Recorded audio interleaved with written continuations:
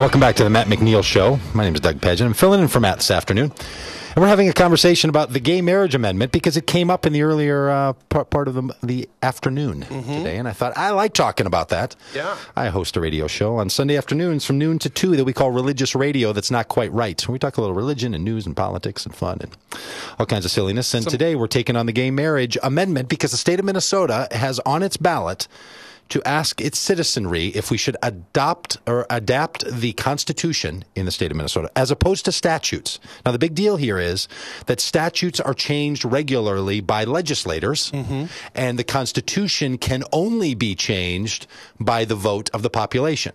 So there's people who say, let's take our current statute and put it into the category where it can't be changed so easily.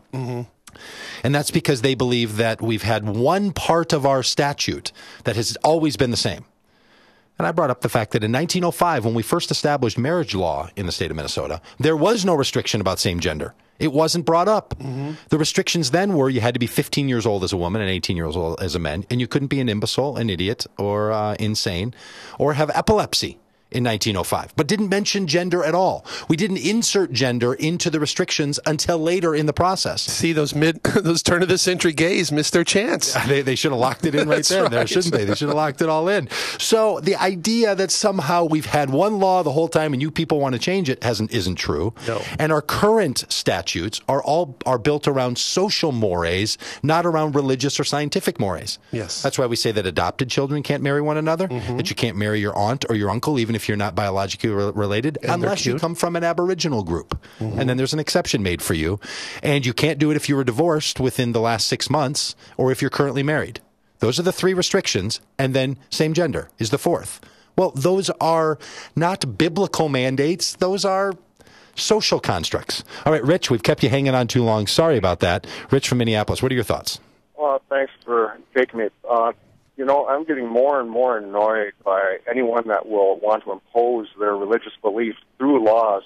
And no matter what you say or how well you clarify it, there will be people that vote on this issue based on their religious belief. And I've got two things to say to those people.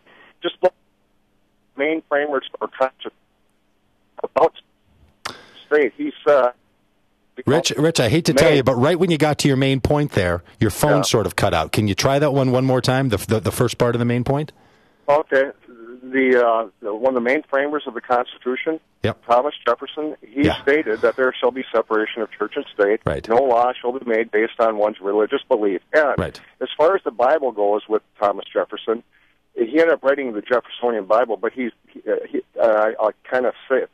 say what I think that meant by the statement I read from him was that when you read the Bible, you can see that some is truly divinely inspired, but by the same token, you can see much of it as ritualistic and ritual and cultural, and that's a lot of what we're dealing with here too. Ritual and culture, Yeah, right, Rich. I think you're making a good point that even the Bible doesn't want to be used as the basis for statute, and the framers of the Constitution weren't people who were wanting to have our laws be based on a religious edict. What I find interesting is many of my really conservative religious friends who want the laws in the state of Minnesota to be based on biblical mandates are also really afraid that Muslim community is going to start to advocate laws that are based on Sharia law, and they don't want that. So, but it's not that they don't want it based on religious law, just not on that religious law. And I find that to be, we'll have to talk about that another time, but I find that to be a curious argument that I would love to have some of my more conservative friends in a public venue like this try to talk a little bit more about. So, Rich, thanks a lot for the call. Stefan from Minneapolis, you want to chat about social mores? Yeah, good evening. Hey. You keep talking about we live under a matrix of social mores, but I was wondering, where do you probably think we get a lot of those social mores? Well, I think they come from a mixture of our experience, of our religion, of our sense of shared history, so the story we've told ourselves. Like I'm looking at the current marriage law, right, which has item 517 and has 4 prohibited marriages in it. And I'm trying to think about where did it come from that we said that you couldn't marry your aunt? Okay, so... Well, let's put our thinking caps on. Well, okay, hold on a second. I think I've had my thinking cap on. I mean, I think we're thinking here. Fair enough. What's your suggestion there? As a progressive, I'm just gonna guess that as a progressive, you want everything to be scientifically proven. No. Which is interesting coming from a pastor. You want everything to be a sort of... Hey, do we keep you there, Stefan?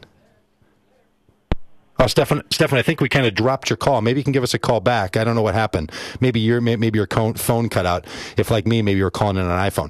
952-946-6205. Give us a chat here, Stefan. I'd love to hear that. I'll tell you, we only have 2 minutes left, but no, I don't actually want everything based on scientific proof. I mean, that's not it really at all. I may have made it sound that way. I don't. I'm just recognizing that our current statutes are based on social comfortability, not on the other arguments that other people have made about it. So, but I think you're wanting to make a point that there's something else that progressive-minded people need to keep in mind when they are thinking about how we structure our society. And I think that's worth really talking about, because I do think that religious people, from my tradition, tend to think it's too much of the Bible and not enough of experience. And I think that progressive people tend to think it's too much of science and not enough of experience. That's why I was trying to argue that the statutes we have aren't based on the Bible and they're not based on science. Because if they're based on science, then you could say, well, I can see why we wouldn't allow brothers and sisters who are biologically connected to be married, because they would pass along a recessive gene, but not adopted brothers and sisters. I mean, genes aren't catchy, right? You don't get them in the family dinner.